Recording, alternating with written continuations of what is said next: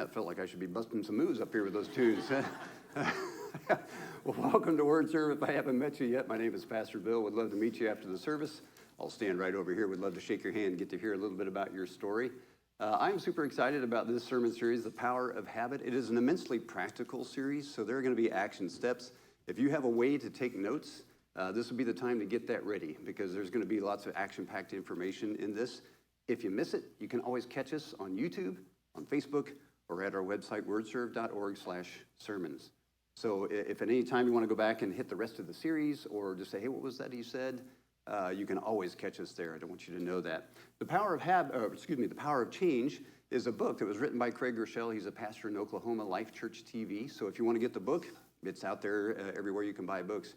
I read it, and it had a lot of good, dense information. So I highly encourage you to read that. Just to let you know where we're going in the series, we started with I'm Stuck, Who Am I? We're doing Holy Habits today.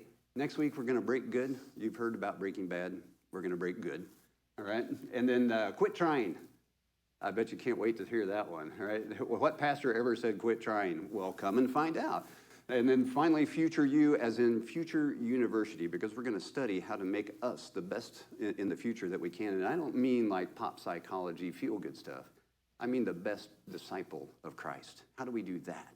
That's what we're going to wrap up this series with. But today, we're talking about holy habits. Holy habits. All right. So, what do you hope to change in 2024? Let me hear some of the examples. I heard some the other week. One was to practice gratitude. One was to cut down on sugar. God bless you. What else are you hoping to change in 2024? Make disciples, yes. Hopefully that's not a change, but yes. Make more disciples, there you go. Yeah. Good, what else are we hoping to change in 2024, Word Serve?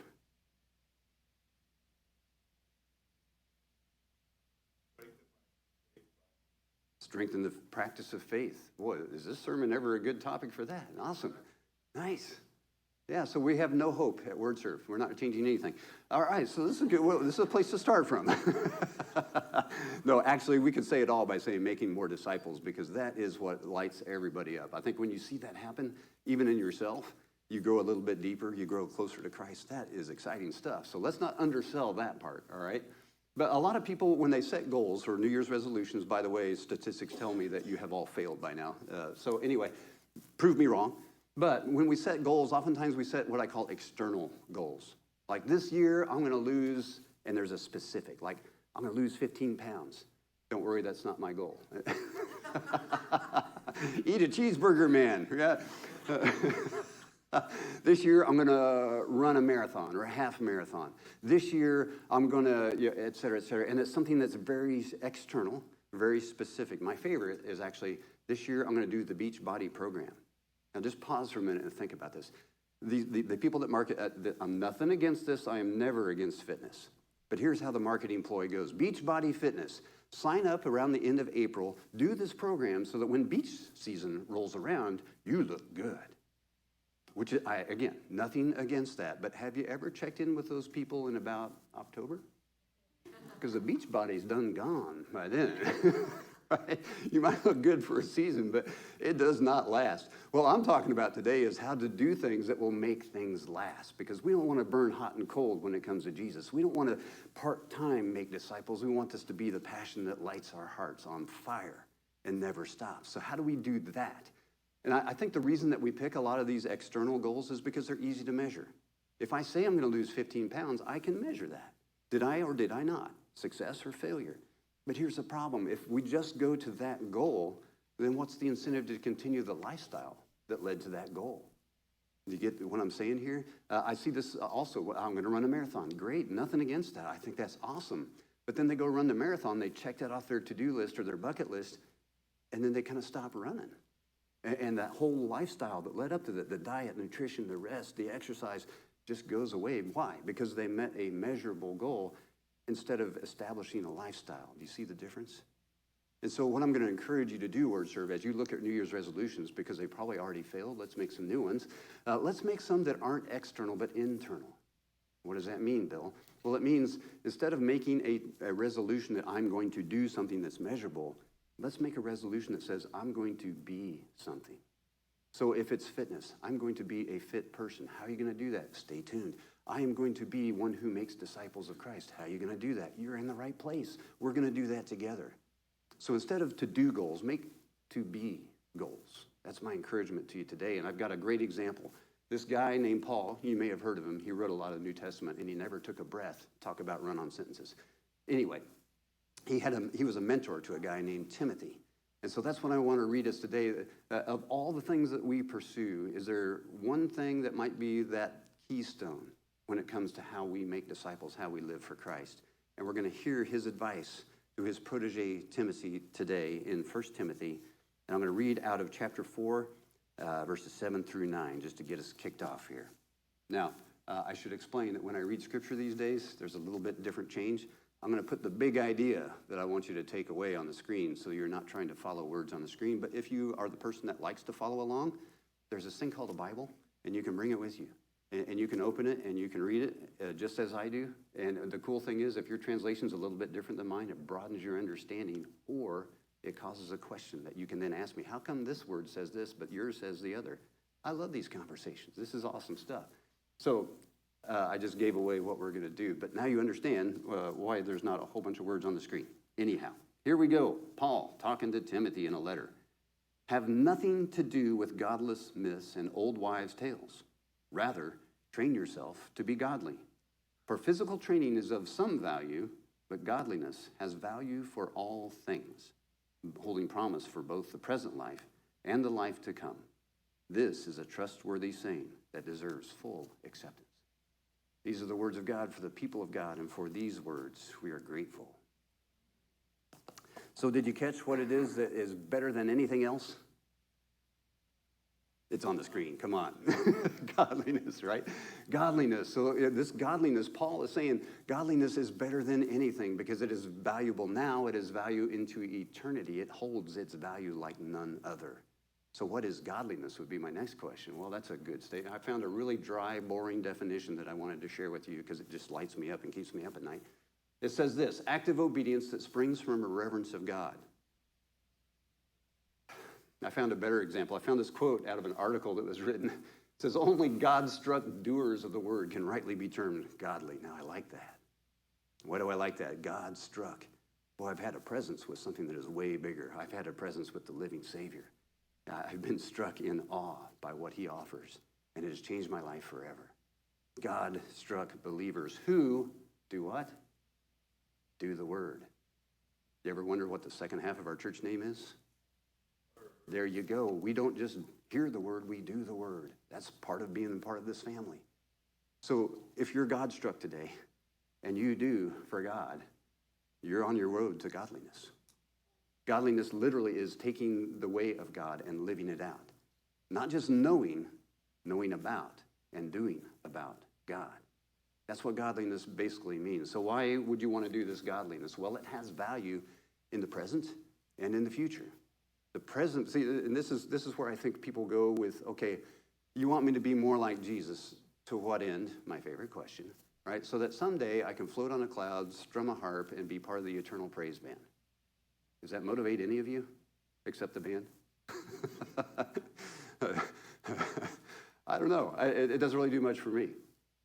So we kind of put that off like, hey, on my deathbed, I will accept Jesus, and then I'll be good for eternity. That's how some people take this. But what we neglect is the present value of godliness, the present value of pursuing Jesus. Have you heard of this thing called the fruit of the Spirit? If you haven't, check out Galatians 5:22-23. The fruit of the Spirit, things like kindness, gentleness, joy, long-suffering, patience, all these things that the fruit of the Spirit presents in your life. Man, we could use some of that today, couldn't we? As I listen to people, as I interact with people, I sense angst. I sense tension, frustration. I sense all kinds of things that probably aren't on that list of the fruit of the Spirit. What if we started a revolution? Because, you know, the interesting thing about fruit is when you produce it and you hand it out, it plants seeds. What if we started a revolution where we live by the fruit of the Spirit and we plant seeds in the community and then we water them and we help them grow? And it doesn't matter who does what, who waters, who grows, who harvests, it doesn't matter. All that matters is we're starting this revolution of the fruit of the Spirit. That sounds exciting to me. Now, I can do that. That's worth pursuing godliness. And then there's an eternal benefit as well. Yeah, absolutely. I'm going to be eternally in God's presence. Now, I hope, as much as I love the air, I hope I'm not just endlessly floating around in the clouds, strumming a harp, singing praise songs. Nothing wrong with that. But I kind of hope there's more to it. And I'm pretty sure there will be, because I am God-struck. I have not yet uncovered the vastness of who this guy is, or gal, or what, God, right? I have not yet uncovered that. But I can't wait to see it. So that's why godliness, but here's why not. I think we don't take godliness seriously for the present because we've never really seen that fruit. And worse yet, we've seen people who claim to be Christians, who stand up and profess Christianity and demonstrate everything but the fruit of the Spirit. Have you ever seen that? They're generally the people that say, you should. This is what you need to do in your life. And that they don't do it either. And there's a word for that. It's called hypocrites. And we are accused of that often by people outside the church. Now, I'm not pushing for perfection. I'm not saying you have to go out of here and never make a mistake. What I'm saying is, let's own our mistakes. Say, hey, I screwed up. It wasn't my best moment. And that is part of godliness, because it's called forgiveness, repentance, restoration, reconciliation. That's the cycle, right? No matter how many times Jesus is there to pick us back up and put us back in the mix. That's what it means to be an authentic follower of Christ. Am I perfect at it? Nope. Am I chief among you? Yes. But that's the point. We continue to pursue this godliness. And then we also get fruit substitutes. It's not the real thing. So what's a fruit substitute? Well, it's like, okay, I want peace in my life. So all I have to do is buy this book, this seminar, this whatever we buy these days, and it's going to give you the secret to peace. And it might be total bunk. It might be a moneymaker for somebody, but that peace doesn't last. It's not the peace that passes understanding. It's the peace that empties your wallet. And that's not lasting. But this peace, this fruit of the Spirit, will last. So don't settle for fruit substitutes. Go for the real thing. Where will you find that? Here's the good news. There's only one place to find it and one place that you need to look. Any guesses? Yeah, we're all saying the same thing. Jesus, the Bible, the Holy Spirit, it's God. That's where that peace that passes, and all the other fruit of the Spirit. You notice I didn't say fruits of the Spirit, right? Have you ever thought about that? It's not fruits of the Spirit. Look at Galatians. It's fruit, singular. Means there's a singular source of fruit. Let's not confuse that. Let's not pull other things in as fruit substitutes and try to substitute something else for that fruit. That's godliness. That's beautiful.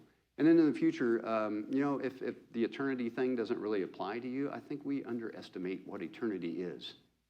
I mean, I've had a few trips around the sun, and it feels like a long time, and then sometimes it doesn't. But can you imagine how long eternity is? I can't. But I'm going to be there in the smoking or the non-smoking section, so I better pick well, right? You choose. You get to choose. He's going to ask you right at the gate, smoking or non-smoking? No, I don't think that's how that works, by the way. Yeah. All right, so how do we do that? Here's the thing. You're going to say, I want this massive life change. I want to live like Christ. This is going to be a huge affair. This is going to take everything that I've got. You're right. But how do I do that? This is where the rubber meets the road. This is the practicality of it. Habits. Habits are how we get there. This is a quote from Craig Rochelle. He says, God often does big things through small habits. I don't know if you can see the picture, but that big platform in the back is going to fall because of a tiny one in front that's put in front of a slightly bigger one, and slightly boom, boom, boom, boom, and then finally you get the big result that you're after. If you try to go for the big result first, I guarantee failure. If your goal, let's just make this simple. My goal is to get to the second floor, and I'm going to do it in one step. Unless I'm a pole vaulter, it ain't going to happen, right? I'm probably going to hurt myself. But if I have steps and I consistently take those steps, I will eventually get to the second floor. We think too big. We think, I got to do this big thing. No, you've got to do this little thing consistently. That's the point. And that's what Paul is saying to Timothy. It's like you do this thing consistently. This godliness is not something that you check off. This godliness is not something that you buy at the store. This godliness is something that you pursue every day, consistently. And sometimes you'll fail. That's okay. You don't stop. You keep going. That's godliness. Big things through small habits. So you might be asking, what's an example? Any guesses who this is? Daniel, the lion's den, right? Do you know what made Daniel end up in the lion's den? It's been a while since we've been in the Old Testament. Maybe we need a sermon series on Daniel. This would be good. So what led Daniel to the lion's den was a habit. The little thing caused a big result, right? Now, let me give you the Cliff version here. So what happens is Daniel is taken captive from Jerusalem. He's one of the bright and shiny ones, so the conquerors, the Babylonians, take him back to Babylon to try and re-educate him, so that eventually they'll make him, kind of a ruler and maybe put him back with his own people and influence his people for Babylon, right? Well, at the time that he's in Babylon, he impresses a lot of people, including the king, because the king has a dream that he can't interpret. And he asks all his wise men, hey, can you interpret this dream? They're all like, no, that's impossible. And Daniel says, I can do it. Well, actually, technically, I can't, but the God who is the God of the universe can. And I'll tell you what he said. He interprets the king's dream. The king goes, wow, this guy's great. He elevates him. The king has a dream again later, same king, Nebuchadnezzar, has another dream that he can't interpret. Nobody knows. Who interprets it? Daniel, absolutely. But this is the way Daniel says it. It's like, no one can tell you what this dream means, king. But the God of the universe will reveal it through me to you. The God who is the God of all gods, King of all kings. And he's right, and it happens exactly as he said. And you would think life is good forevermore for Daniel, right? No, he gets forgotten because the king goes nuts, literally, loses his mind, right? And his son, Belshazzar, comes in, right? It kind of forgets about this and does another thing. He has a dream where there's writing on the wall, and it's his arrogance that's about to do him in, and he can't get the dream interpreted. And so he goes, well, who can do this? And somebody, I think it was his wife, reminded him, hey, there's this guy named Daniel. Don't forget about Daniel. He knows things. And Daniel tells him exactly what's going to happen, and boom, it happens. Like that night. And then there's a new king, Darius. And Darius recognizes who Daniel is. He's about to elevate Daniel to the number one over all the kingdom kind of guy, right? So do you think there's some jealousy involved here? Yeah, absolutely. So the people begin to plot, how can we take this Daniel down? We can't have this foreigner be in charge of all of Babylon. And so they begin to look at his practices, his lifestyle, his godliness. And you know what? They can't find anything to fault him. He's doing it right. He's very responsible. He's good at what he does. He provides wisdom that guides people along. They can't find a chink in this guy's armor. So you know what they do? They look at his habits. His habit was to pray 3 times a day. He went to his room, he opened his window facing Jerusalem, and he would pray to God 3 times a day. And they knew this. And so they went back to the king and they said, hey, king, you need to make a decree because we need people worshiping you. And this is what you need to say. Anybody who worships anybody else dies. We're going to throw him in a den of lions. And the king agrees, not knowing that they're trying to set up Daniel. And they go and guess what? 3 times a day, just as he always had done before, they catch him praying to God. They take him back to the king and they say, hey, you made a decree. It's irrevocable. This guy's got to go to the lions. And he does. And spoiler alert, he survives. And guess who gets thrown into the lion's den and doesn't survive? All the people that accused him. This all happened because of a habit of praying 3 times daily. That sounds like a small thing, but it's not when it's a big God. 3 times a day, he prayed consistently. That's a habit. Now you think, well, if the habit lands me in the lion's den, I don't want to do that. Well, he landed in the lion's den because of all the remarkable things. An entire nation was forced to acknowledge that God is God of the universe through a king's decree. That's what happened as a result of all this. Lions, no big deal. Not bigger than my God. That's what the habit did. That's where the wisdom came from. Small things. God can do big things through small habits. Daniel's a great example. So how do I do this, Bill? Well, I got a picture. Pictures are good, right? Here's a habit loop. This comes from Atomic Habits and The Power of Habits, a couple of books. So basically what you're seeing is you start with a cue, you get a craving, you have a response, and then you get a reward. The cue could be how you feel. It could be the people you hang around. It could be an emotion that you experience. A lot of times when we're dealing with veterans with addictions, we often tell them, sorry to say this, but you're going to need a new set of friends while you're trying to shake that drinking habit. Because what do? I'm going to be good. I'm not going to take a drink of anything. You get around your old buddies, you start telling stories, and all of a sudden it's the right thing to do. And no, it's not. But your company has drawn you into an old habit that still exists. See, those roads are still well worn in our head. We're just trying to put gates up in front of them, but they're still there. We can't ever take that for granted. So we got to change some cues. Craving. What's the real craving there? It can be deceiving. Charles Duhigg tells a story in his book, The Power of Habits. He says, every afternoon I would go about 2:30 and get a cookie I'd get up from my office and go down to the cafeteria, I'd get a cookie, and I would eat it, and I began to notice that, I'm gaining weight, I'm not feeling good, I need to cut down sugar. And he began to analyze, why is it that at 2:30 I always feel like I need to get a cookie? And he began to ask some hard questions. You know what he found out? It wasn't about the sugar. It wasn't about the cookie. He wanted company. He was an extrovert looking for some help. Yeah, he was looking for some company. And so when he realized that, he said, I don't need a cookie to get company. I'm just going to maybe take somebody and go for a walk, a healthy alternative, right? So when we analyze those cravings, we can do a better job of it. Response. Your response, if you're relying on willpower, you're going to be good for about, 10 days. Your habits are going to take over when you respond to all these things. They're so wired into us. They estimate about 40% of what we do every day is a habit. How many people have ever driven home from work, arrived at your driveway, and go, how did I get here? Yeah, you want to know a good one? I lived on base housing once where all the houses are remarkably the same. And I was contemplating the day's events, driving home, did everything I normally do. I pull into the driveway and go, who planted that tree in our yard?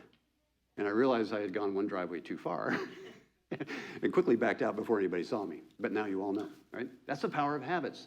And then the reward, what are you doing? What you're doing or what you're becoming, that's what it is. So are you going to reward what you do or what you become? We've already talked about the difference there, right? So try to reward what you're becoming, not what you're doing. I'm going to run 5 miles every day. Oh, today I didn't run 5 miles. I'm a failure. If I'm a failure, therefore I should not run. No.